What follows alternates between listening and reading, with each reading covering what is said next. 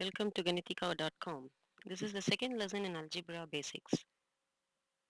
Before coming to this lesson, you should have completed Activity 1, which is in Algebra 1 lesson. Once you're done with that, you can continue watching this video and let's have a recap of Activity 1.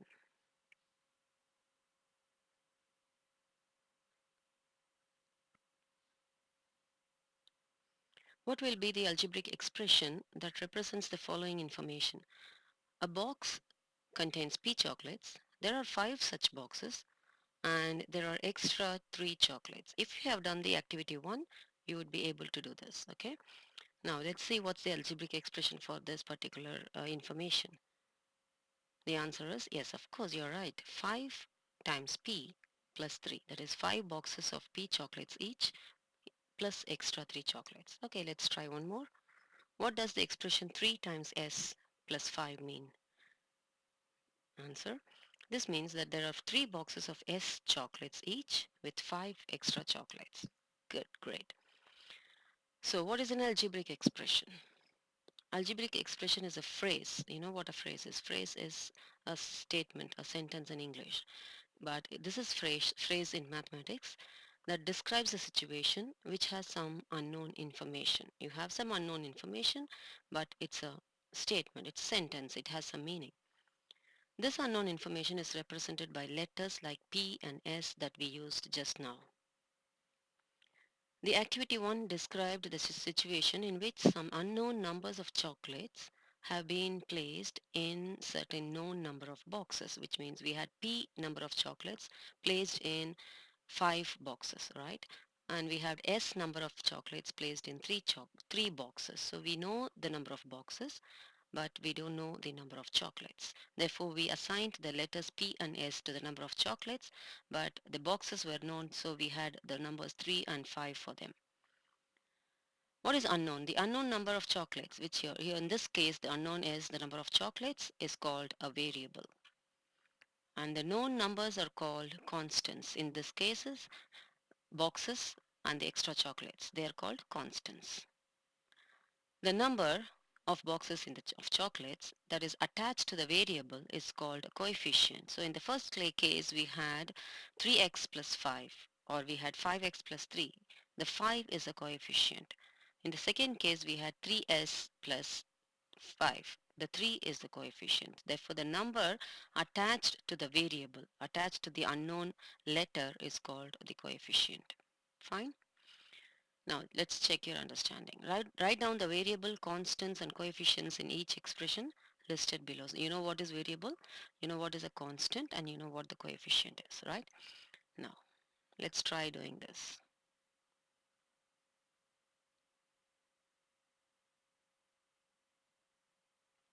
So in the first case, what's the variable? 4 times y plus 6.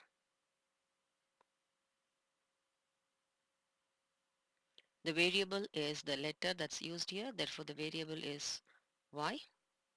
The constant is this one, the 6, and the coefficient is the number which is attached to the unknown, which is 4 here. Okay, in this case 5 plus 2 times t. The t is the variable, the constant is the number, extra number here, which is 5, and the coefficient is the number attached to the unknown, which is t. Now finish off with the rest of the questions. Sure, you should have done this correctly. Let's check your answers now. In this case the variable is r and the constant is 1 and the coefficient is 3. The constant is here, the variable is here, and the coefficient is here. Okay, here 3 divided by x plus 4. This, you can see the difference here. This is division. The unknown is in the denominator, but still the variable is x. The letter, the unknown, is x here. The constant is that extra thing here, which is 4, and the coefficient attached to the x is 3. Therefore 3 is the coefficient. This is a bit complicated expression, but we'll see this later in the further lessons. Okay, And in this case, you can see that this is just 3 times p, which means that there is no extra chocolates, right? So the variable is the unknown letter, which is the letter which is unknown, and there is no constant. The constant is 0 because plus 0 is here, and the coefficient is 3. Good. Variable here is a. The constant is 7. No, the constant is minus 7 because there is a minus here. In these cases, it was plus 4, it was plus 1, it was plus 5, etc. Okay. And in this case, the coefficient is minus 2. Sorry, plus 2. Okay. Coefficient is not t, it's a number attached to t. Hope you identified that error when you were working on this. Coefficient is the number attached to the variable, which is 5 here. Remember, the constant goes with the sign. If there is positive, you don't need to write the positive sign. You just have to say 4. But if there is a negative sign, you need to say minus 7. Okay, that's fine. Next,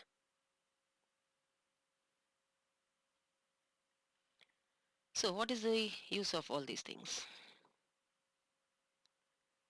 Let's consider the situation of number of students in grade 6 in your school. Okay, number of students in grade 6. There are some students in your class. We don't know how many of them are there. Well, let's see. The school decides that in every class there should be exactly 15 students. Okay.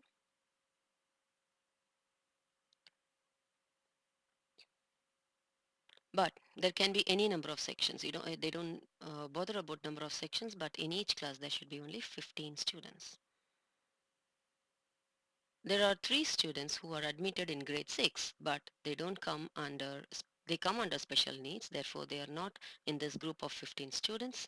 They are not in these classes sections, but they are a separate group altogether. So 3 students are separate, extra in the language that we have been using. Extra 3 students. So it is plus 3 students. Okay, remember that. So we have 3 students as a separate group. Can we make this into an algebraic expression? Yes, of course. Number of students, 15 times number of sections plus 3 would be the total number of students in grade 6. Fine. So how many ever sections you have? Each section has 15 students. So you multiply them and then add the remaining 3 groups here. The 3 member group here so that you'll get the total number of grade 6 students. Number of sections, if you call it as n, then the expression becomes 15 times n plus 3, which you have already seen. Now, how do we use this? We can see how many students will be admitted if we have 1 section, 2 sections, or 3 sections or more. Okay, try to do them. Try to get the number of students for each case. When you have 1 section, 2 section, and 3 section, you are able to get the number of students for number of 1 section, 2 sections, and 3 sections. Let's see if your answers are correct.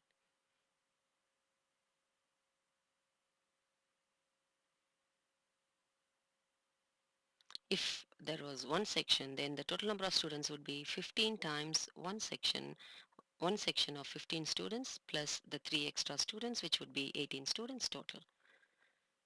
So 1 section plus 3 students, 15 plus 3 would be 18. Now 2 sections, 1 section has 15 students. There are 2 sections, therefore 15 times 2, and there is a group of 3 students extra, therefore 33 students, which means 1 section of 15 students, another section of 15 students, and 3 extra students altogether will make 33 students. 3 section, it's easy now. 3 sections of 50 students each plus 3 would be 48, and so on. You can continue doing this for how many ever sections you need or how many ever sections you have. You can find the total number of students, and this is how it's used. In an expression, we can substitute any value for the variable and calculate the total value of the expression. That's what we just did. We just did substituted n is equal to 1, 2, and 3 in this case, right? So that's what we did. We substituted. Substitution means we put in the value for the variable. That is, we plug in the number into the letters. Find the value of an expression of the expression 2 times a plus 6 for each of these values. Okay, let's see how to do this. If a equal to 1, what happens? There is an example here and you're supposed to do the rest of them. If a is equal to 1, you bring the a here and replace it with 1, and it is 2 times 1 plus 6, 2 plus 6, which is 8. So when a equal to 1, the expression 2a plus 6 is 8. And try the other values yourself.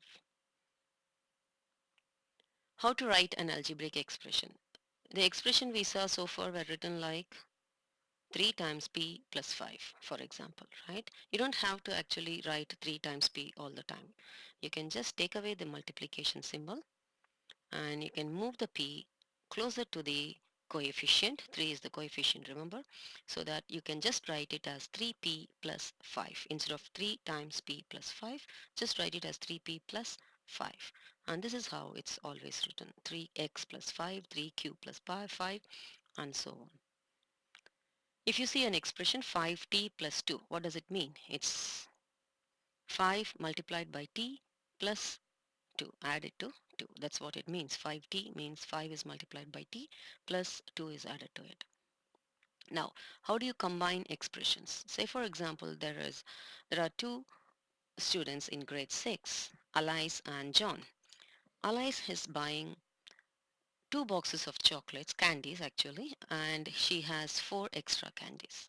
And John has 3 boxes of candies and he has 3 extra candies. So how will you write them into expressions? Of course you can.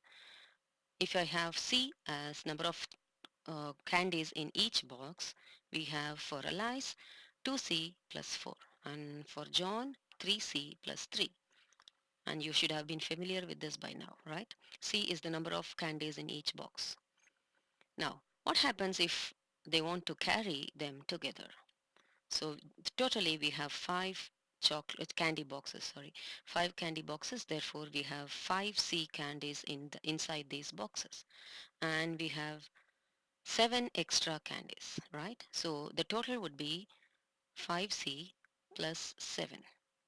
So this is 2C plus 4 from Alice plus 3C plus 3 from John. Therefore, you add up together 2C plus 3C is 5C and 4 plus 3 is 7. Okay, and that's how you combine two expressions. Just add the expressions which has the letters together and add the constants together. Fine, this is not going to be difficult at all. So if you have 5c plus 3 and 4c plus 2, add these two expressions. You first add 5c and 4c together and make it as 9c, and then add 3 and 2, which is here. 3 and 2 will become 5. Therefore 5c plus 4c becomes 9c and 3 plus 2 becomes 5. And that's all. Have a great day. Bye.